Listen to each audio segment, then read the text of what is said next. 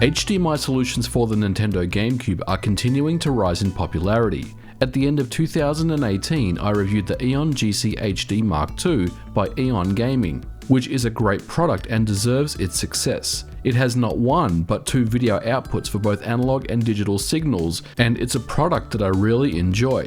The biggest criticism, however, with the Eon GC HD Mark II is the price. At $149.99, it's turned some people away, and let's be honest, it is expensive. This product is more suited for the live streamer or power user that wants the very best out of their GameCube. But the good news for consumers is that all GameCube HDMI adapters use the same open source solution, and that's known as GC Video. This came about because an individual known as iCorp painstakingly spent many years reverse engineering the digital output from the GameCube, which is only usable if you own the very rare and expensive official component cables, and he released his work as open source for all of us to enjoy. And that means the Eon GC HD Mark II is not the only solution out there. Its biggest competition comes in the form of the Insurrection Industries and the $75 adapter known as Carby. This is a simple and easy to use device that has one job. And just recently, Insurrection Industries released the Carby version 2 at the same $75 price point, and we're going to take a closer look at it.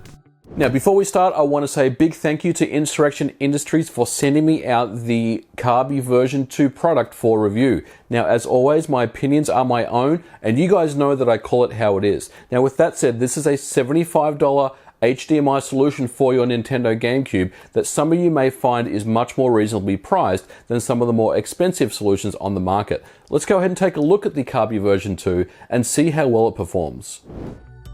The Carby comes in this black packaging. Opening it up, you get an instruction card, a remote control, the Carby adapter itself, and an HDMI cable. Everything you need to get set up. Now let's take a closer look at the Carby version 2 itself. The adapter looks identical to the version 1 model, and the changes are subtle but important. The shell is a precision molded polycarbonate that's transparent to infrared, and the remote is a welcome inclusion.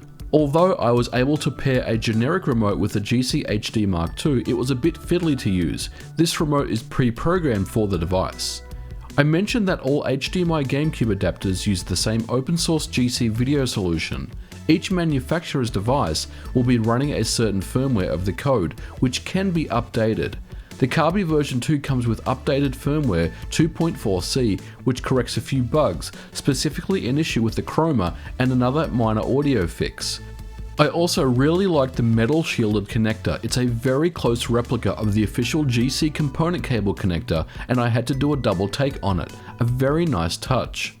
In order to run an HDMI solution for your Nintendo GameCube, you must have the DOL001 model, and that's easily recognizable by the two video output ports on the back of your GameCube, the digital video out and the analog video out. If you have both of these ports on the back of your GameCube, you're in luck. But if you have the later model, the DOL101 model, which was the second revision of the GameCube, sadly the digital video output port was removed from that model of GameCube, and unfortunately you cannot run the Carby version 2 or any other HDMI solution on your Nintendo GameCube. Your only recourse is to find a GameCube that is the DOL001 model. But the good news is GameCubes are pretty cheap and easy to find these days. It's not hard to track down a DOL001 model GameCube. And speaking of the digital AV output, if you own a Panasonic Q, the Japanese GameCube and DVD combo system, you're in luck, as the device will work on the Q without any modification necessary. Unlike the GC HD Mark II, the Carby version 2 only uses a single connector. Therefore, it connects and works without any issue at all. Very cool. Like all GC video solutions, the Carby 2 has excellent image quality in 480p progressive scan mode, as you would expect. It's clean, crisp, and a great picture. There's no noise or anything coming from the connector.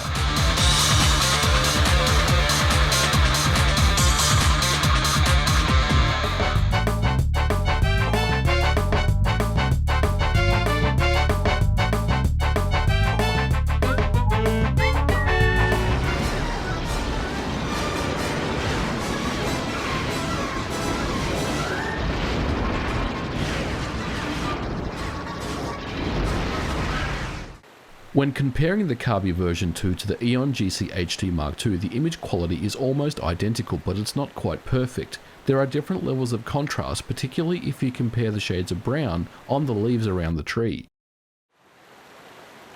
I did mention that there were some subtle differences with the Eon GC HD Mark II in my review of that product when compared to the official component cables. So when I compare the Carby version 2 with the official component cables in the exact scene in Resident Evil 4, the colours are closer, but still not 100% accurate. The official cables has more grey applied to the image as opposed to the subtle contrast and vibrance of the Carby version 2. And just to double check my work, I tested another game, Star Fox Adventures, with the Carby version 2 and the official GameCube component cables.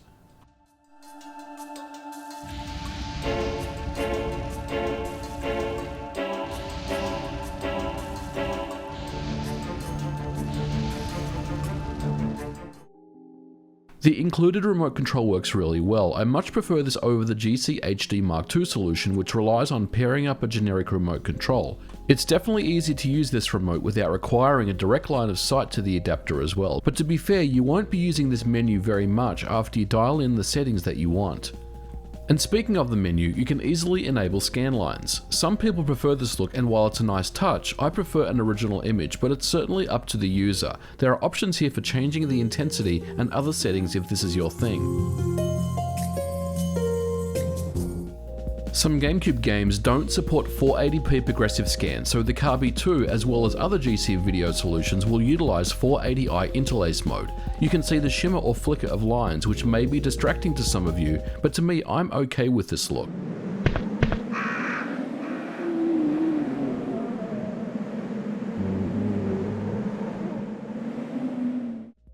But the homebrew application that's known as Swiss has an option to force 480i games to boot into progressive scan.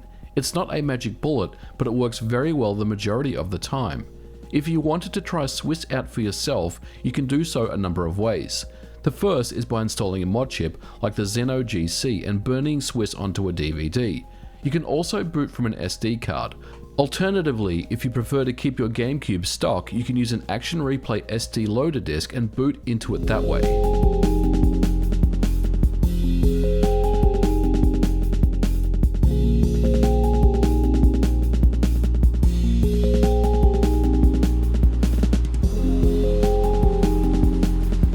To show you an example of how Swiss would work, Resident Evil 2 does not support progressive scan, and as you can see it's running in 480i. When we load Swiss, we insert the game that we want to play into the DVD tray, then select it from the menu. Then we press A to launch it.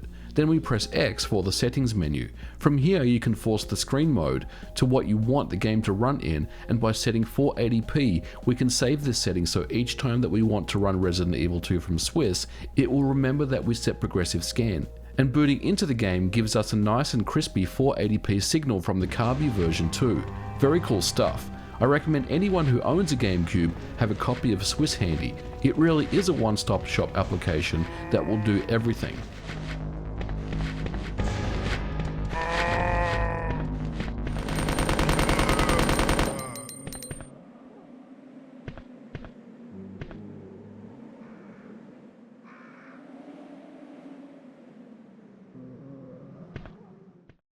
Overall, I'm very impressed with the Carby version 2. It looks and sounds great, it's well built and it does everything as advertised, and the price is excellent. If you're looking to pick one up for your GameCube, I will leave a link in the description below. So in conclusion, what do I think about the Insurrection Industries Carby version 2? Well, I think it's a fantastic product. At $75, it's very well priced. A lot of people in the Eon GC HD Mark II review that I did a couple of months ago was saying that it was probably too overpriced for their liking and they wanted to see something cheaper. Well, here it is, guys. At $75, you can't go wrong with a product like this. It's going to give you amazing picture quality via HDMI out of your Nintendo GameCube at a crisp 480p. It looks really good, as you've seen in the video, as well as features like the remote control, which I think is better than the Eon GC HD Mark II's solution by just pairing up a generic remote. But at the end of the day, look, you're still getting the same video quality as any other HDMI solution out there for your Nintendo GameCube. So you really have to decide how much money you want to spend. If you are looking for a cheaper HDMI solution for your Nintendo GameCube, then the Carby version 2 is the first product that you want to consider. Now, before I go, guys, I had one quick announcement to make. I did mention that I would be giving away a Nintendo GameCube at the start of this year as a competition. Unfortunately, YouTube has kind of cracked down hard on competitions on YouTube. But having said that, I still want to run competitions and give away stuff on the channel, whether it's just basically going through the comment section and picking a person at random or doing something else. I am looking at different ways to run competitions for you guys. So stay tuned for that. I will come up with something in the near future. So be on the lookout for that. There's definitely more to come there. Well, guys, that will do it for this video. Thank you so much for watching. As always, don't forget to like and subscribe, and I'll catch you guys on the next video. Bye for now.